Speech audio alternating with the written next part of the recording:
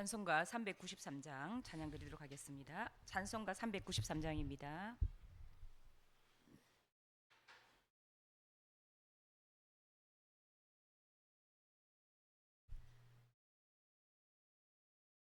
오 신실하신 주 내 아버지여,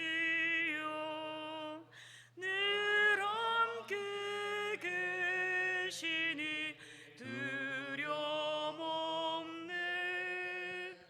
그 사랑 변창고 날 지키시며 어제나 오늘이 한결같네. 오 신실하신 주, 오 신실하신 주, 날마다 자비를 베푸시며 일용할 모든 것 내려주시니 오 신실하신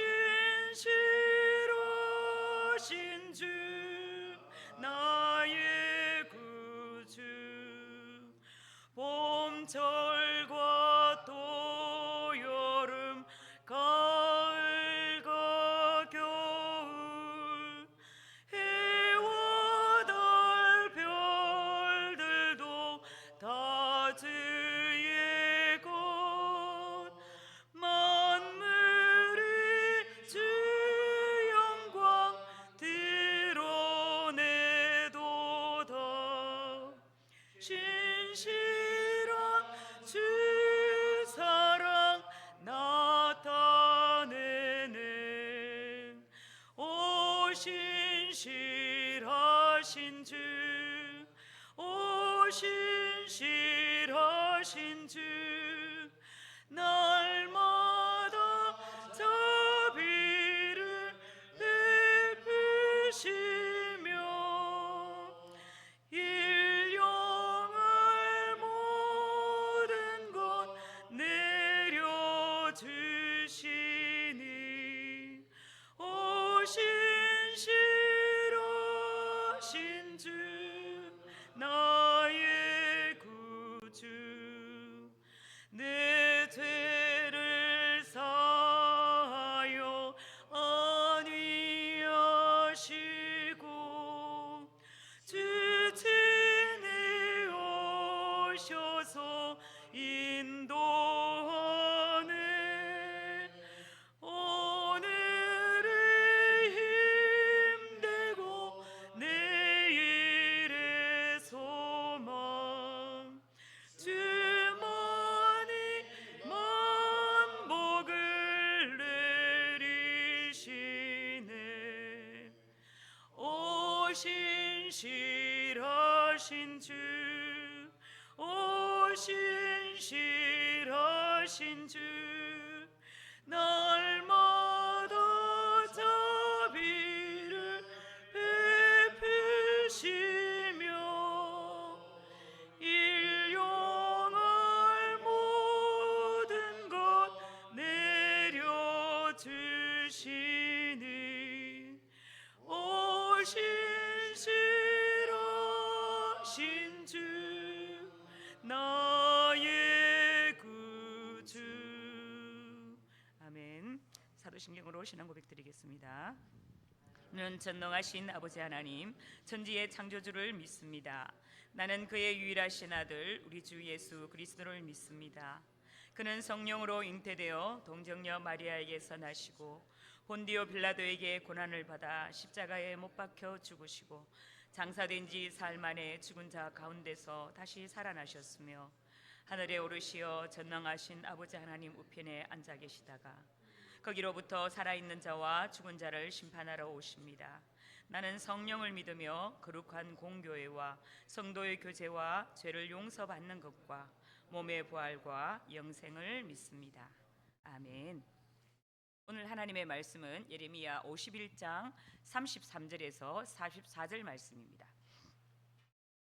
구약성경 1139쪽에 있습니다. 한 절씩 교독하도록 하겠습니다. 만군의 여호와 이스라엘의 하나님께서 이와 같이 말씀하시되 딸 바벨론은 때가 이른 타작마당과 같은지라 멀지 않아 추수 때가 이르리라 하시도다. 바벨론의 느부갓네살 왕이 나를 먹으며 나를 멸하며 나를 빈 그릇이 되게 하며 큰 뱀같이 나를 삼키며 나의 좋은 음식으로 그 배를 채우고 나를 쫓아내었으니 내가 받은 폭행과 내 육체에 대한 학대가 바벨론에 돌아가기를 원한다고 시온 주민이 말할 것이요 내 피 흘린 죄가 갈대아 주민에게로 돌아가기를 원한다고 예루살렘이 말하리라. 그러므로 여호와께서 이와 같이 말씀하시되 보라 내가 네 송사를 듣고 너를 위하여 보복하여 그의 바다를 말리며 그의 샘을 말리리니 바벨론이 돌무더기가 되어서 성량의 거처와 혐오의 대상과 단식거리가 되고 주민이 없으리라. 그러리다 젊은 사자같이 소리 지르며 새끼 사자같이 으르렁거리며 열정이 일어날 때에 내가 연회를 베풀고 그들을 취하여 기뻐하다가 영원히 잠들어 깨지 못하게 하리라. 여호와의 말씀이니라. 내가 그들을 끌어내려서 어린 양과 숫양과 숫염소가 도살장으로 가는 것 같게 하리라. 슬프다 세상이 함락되었도다. 온 세상에 칭찬받는 성읍이 빼앗겼도다. 슬프다 바벨론이 다른 나라들 가운데에 황폐하였도다. 바다가 바벨론에 넘치며 그 노도 소리가 그 땅을 뒤엎었도다. 그 성읍들은 황폐하여 마른 땅과 사막과 사람이 살지 않는 땅이 되었으니 그리로 지나가는 사람이 없도다. 내가 배를 바벨론에서 벌하고 그가 삼킨 것을 그의 입에서 끌어내리니 민족들이 다시는 그에게로 몰려가지 아니하겠고 바벨론 성벽은 무너졌도다. 아멘. 오늘은 내 송사를 듣고 보복하리라라는 말씀을 제목을 가지고 함께 말씀을 나누도록 하겠습니다. 오늘 본문은 예레미야 46장에서 시작된 유다의 주변 이방 10개국에 대한 심판의 말씀의 마지막이자 결론과도 같습니다. 50장, 51장은 10번째 나라인 바벨론에 대한 심판의 말씀인데요. 예레미야 50장은 46절로 되어 있고 51장은 64절로 이루어져 있습니다. 즉 바벨론에 대한 심판의 내용이 무려 110절이나 되는 것이죠. 이렇게 자세히 보여주는 것은 사람들은 당시 초강대국이었던 이 바벨론이 무너질 것이라고는 꿈에도 생각하지 않았다는 것입니다. 하지만 오늘 말씀은 모든 것이 하나님 말씀과 뜻대로 되는 것을 보여주는 이렇게 샘플과도 같은 말씀입니다. 51장 1절에서 32절의 말씀에서 우리가 살펴본 것처럼 바벨론은 다른 나라들을 심판하는 하나님의 도구였습니다. 바벨론의 역할은 크게 두 가지 역할이 있었는데요. 그 첫 번째 역할은 우리 7절 말씀에 보면 바벨론은 여호와의 손에 잡혀 있어 온 세계가 취하게 하는 금잔이라 온 민족이 그 포도주를 마심으로 미쳤도다라는 말씀입니다. 바벨론의 역할이 온 세계를 취하게 하는 금잔이라고 이렇게 말씀 가운데 이야기하고 있습니다. 이 말씀의 뜻은 바벨론의 부유함과 또 강함을 상징합니다. 하나님께서 바벨론을 열방을 심판하는 도구로 이렇게 사용하게 하시기 위해서 강한 군대를 주시고 또 막대한 불을 쌓게 하셨다는 것입니다. 그리고 온 세계를 취하게 한다는 것은 온 세계를 혼란에 빠뜨리고 바벨론을 통하여 심판하게 이렇게 하신 것입니다. 자, 그러나 바벨론은 하나님의 손에 잡혀 있다는 것이죠. 바벨론의 부유함이나 군사력이나 그들이 열방의 심판의 도구로 사용된 것은 하나님의 뜻 가운데 허락되었다는 것입니다. 바벨론의 두 번째 역할은 20절 말씀인데요. 여호와께서 이르시되 너는 나의 철퇴 곧 무기라. 나는 내가 나라들을 분쇄하며 내가 국가들을 멸하며. 바벨론의 역할이 하나님의 철퇴 곧 이렇게 무기라고 하십니다. 하나님께서 이 바벨론을 애굽을 비롯한 열방들을 심판하시는 도구로 사용하시면서 이 철퇴와 무기는 바벨론이 남녀노소를 가릴 것 없이 처참한 살육과 파괴로 쓰신다는 것입니다. 자, 그러나 바벨론을 통해서 열방을 심판하신 하나님께서 오늘 본문에서는 그 바벨론이 이제는 심판의 대상이 되었다고 말씀을 하시고 계십니다.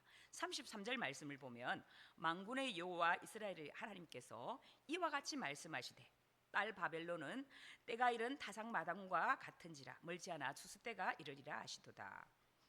자, 바벨론을 타작할 때가 된 마당에 비유하고 있습니다.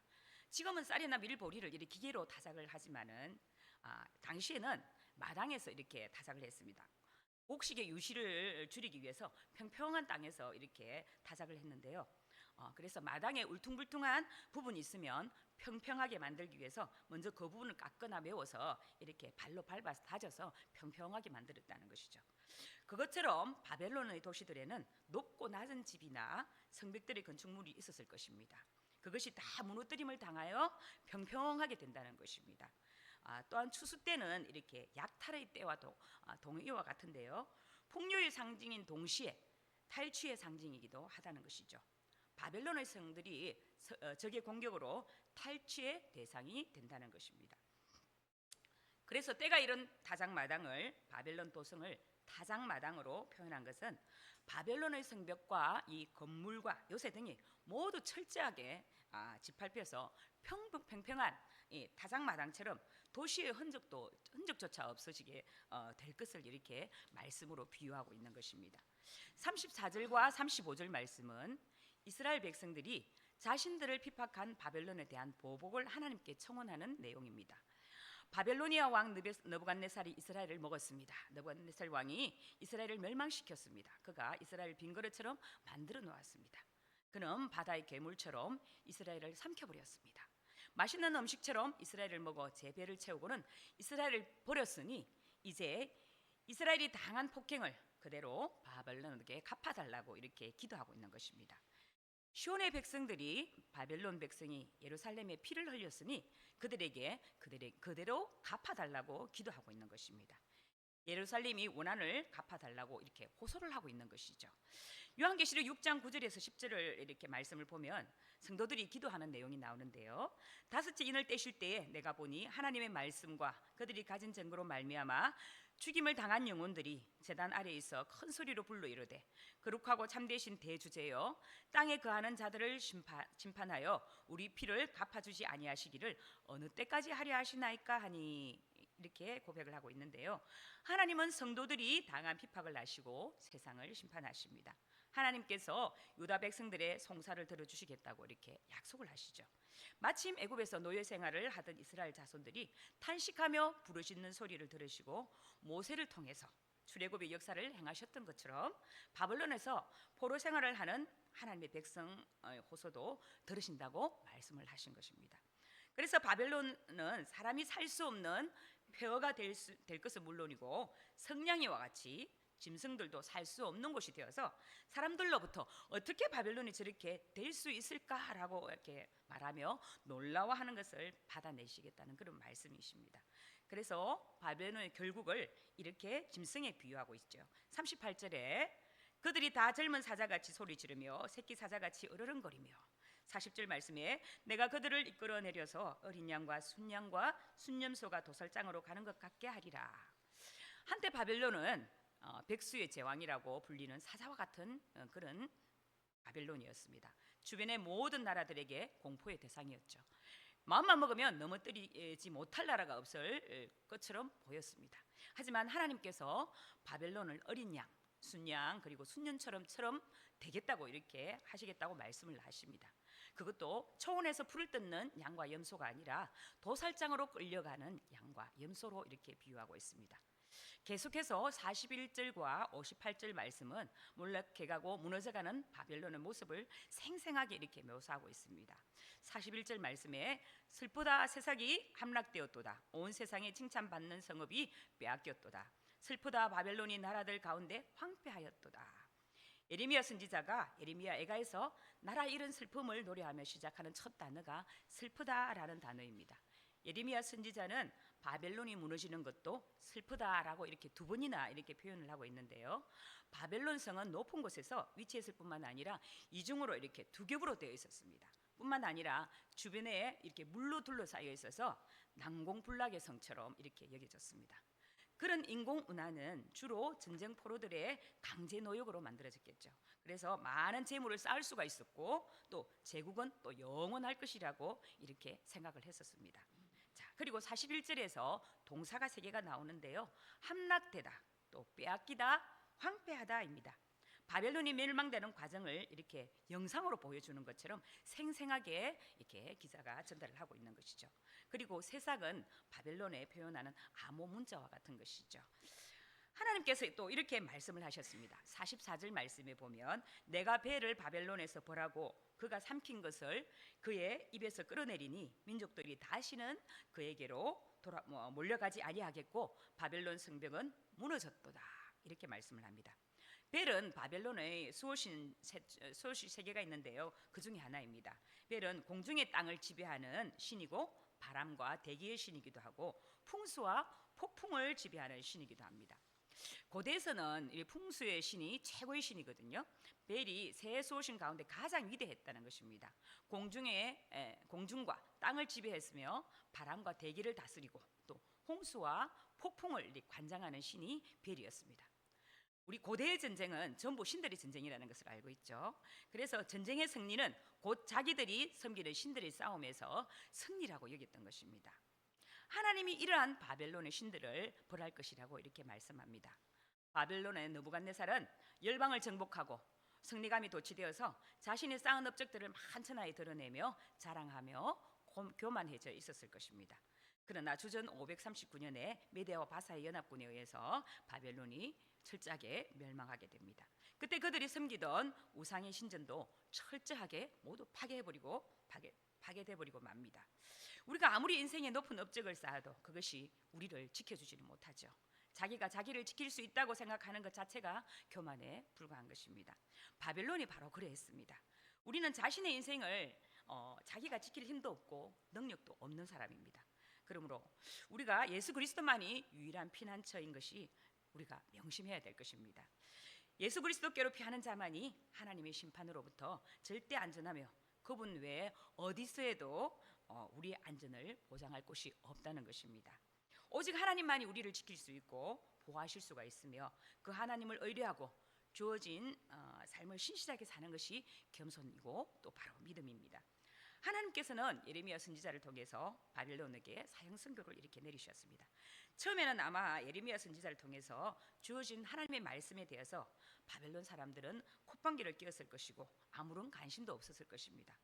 하지만 그 말은 선지자의 말이 아니라 하나님의 말씀이었기 때문에 바벨론은 그 말씀대로 역사 속으로 사라져버리고 말았습니다. 당시 바벨론은 초강대국이었고 유다는 몰락해 가고 있었습니다. 그래서 유다 백성들이 바벨론으로 포로가 되어 갈 때는 유다는 영원히 끝난 것 같고 또 바벨론은 영원한 것 같았습니다. 그러나 역사의 이면에서 역사하시는 하나님께서 바벨론은 영원히 끝내시고 또 유다는 영원하게 하셨습니다. 오늘 본문 말씀 33절에서 44절 말씀은 이스라엘 백성의 부르짖음에 응답하시는 하나님을 보여주고 있습니다. 바로 이것이 선지자가 바벨론의 멸망을 바라보는 또 다른 관점인데요. 그것은 바로 하나님의 백성의 부르짖음에 하나님께서 응답하심으로 심판하셨다는 것입니다. 백성들이 호소와 부르짖음 그 기도에 반드시 응답하시며 들으시는 하나님이라는 사실을 오늘 이 말씀을 우리에게 보여주고 있는 것입니다. 하나님은 우리의 기도를 들으십니다. 그리고 반드시 응답하십니다. 우리의 생각보다 크신 주님이 우리가 부르짖을 때 또 응답하시며 크고 놀라운 일을 우리에게 나타내실 것입니다. 이것이 오늘 우리가 기도할 수 있고 또 기도해야 하는 이유인 것입니다. 사랑하는 성도 여러분, 바벨론은 어떤 의미에서 오늘 우리가 살아가는 이 세상을 보여주는 것 같지 않습니까? 이 세상은 영원하지 않습니다. 주님이 오셔서 심판하실 때까지 이 세상은 마치 그 직전까지도 교만과 이게 죄에 사로잡혀 있을 것입니다. 그런 이 세상에서 우리는 살아가고 있습니다. 우리가 살아가야 할 삶은 과연 어떤 삶일까요? 바벨론의 집을 짓고 그들을 위하여 기도하는 삶을 우리는 또 살아야 합니다. 그러나 그럼에도 동시에 기억해야 할 것이 있습니다. 우리의 삶이 이곳이 곧 종착지가 아닌 것을 우리는 기억해야 합니다. 그래서 우리는 이 땅에 나그네요 여행자와 같은 삶입니다. 이 땅에 천년만년 살 것처럼 살아가는 것이 아니라 오늘 주님이 부르실 때 예 주님 하며 기꺼이 기쁨으로 갈 수 있는 채비를 하며 살아가야 한다는 것이죠. 이 땅에 미련에 둘 것들을 많이 두지 말아야 하는 것입니다. 소돔과 고모라를 떠나라 할 때에 미련을 두었던 롯의 아내처럼 되지 말아야 하고 오늘 떠나라 하실 때에 떠날 수 있는 나그네의 삶을 우리는 살아가야 할 것입니다. 우리를 버려두지 않으시고 또 우리를 구원하시는 하나님을 바라보며 오늘 하루를 이 땅의 나그네로 살아가야 할 것입니다. 사랑하는 우리 삼성교회 성도 여러분, 모든 것을 주관하시는 하나님을 바라보며 오늘도 우리의 마음을 주께 두며 우리의 기도를 들으시고 그 기도에 응답하시는 하나님을 기억하며 오늘 하루를 살아내는 저와 여러분이 되시기를 진심으로 소망합니다. 예, 기도하겠습니다. 아버지 하나님, 오늘도 귀한 말씀 주셔서 감사합니다. 아버지, 우리는 믿음으로 산다 하지만 세상의 것을 바라보면서 세상의 것을 부러워하고 그것을 소유하고자 아버지 때로는 노력할 때도 많았음을 주여 고백합니다. 아버지, 그것은 하나님이 멸하실 때, 아버지 하나님 한 번에 멸하실 때 아버지 아무 소용이 없는 것들을 우리는 붙들려고 얼마나 많은 노력을 하며 살았습니까? 아버지 하나님, 우리의 부족한 믿음, 우리의 연약한 믿음을 돌아보게 하시고 이 땅의 나그네와 같은 인생에 너무 목매이지 않게 하시고 저 하늘을 소망하며 저 하늘에 소망을 두며 살아갈 수 있는 그런 강하고 담대한 믿음을 허락하여 주시옵소서. 근심하는 자 같으나 항상 기뻐하고 가난한 자 같으나 많은 사람을 부유하게 하고 아무것도 없는 자 같으나 모든 것을 가진 자로 우리가 살아갈 수 있도록 아버지는 세상이 감당치 못하는 자로 아버지 살아갈 수 있는 강하고 담대한 믿음을 아버지 하나님 오늘도 우리에게 허락하여 주시옵소서. 늘 주신 말씀 붙들고 살아갈 수 있는 큰 믿음 주시기를 간절히 원하며 우리 주 예수 그리스도 이름으로 기도드립니다. 아멘. 하늘에 계신 우리 아버지여, 이름을 거룩히 여김을 받으시오며 나라 임하시며 다시 또 이루어지게 우리에게 일용할 양식을 주시고 우리가 우리에게 잘못한 사람을 용서하여 준 것 같이 우리 죄를 용서하여 주시고 우리를 시험에 빠지지 않게 하시고 악에서 구하소서. 나라와 권능과 영광이 영원히 아버지의 것입니다. 아멘. 오늘의 기도 제목을 함께 나누겠습니다. 성도들의 가정과 직장을 위해 함께 기도하겠습니다. 2024년 가정마다 하나님의 은혜와 성령의 기름 부으심이 있도록 성도들의 직장과 생업이 번창을 주시고 직장 속에 그리스도인으로 승리하는 성도가 되도록 한우들의 치유와 회복을 위해서 기도합니다. 수요 예배 활성화와 많은 말씀을 전하는 설교자를 위해서 기도합니다. 또 9월 달에 있을 또 우리 엘림 행복학교 중보기도 목요 정도에 활성화되도록 위해서 기도해 주시고 우리 어르신들이 엘림 어르신들이 많은데 그분들이 건강하게 또 남은 여름들 잘 건강하게 나시고 아버지는 아프지 않고 건강하게 살아갈 수 있도록 위해서 함께 기도해 주시기 바랍니다. 주여 외치고 기도하겠습니다. 주여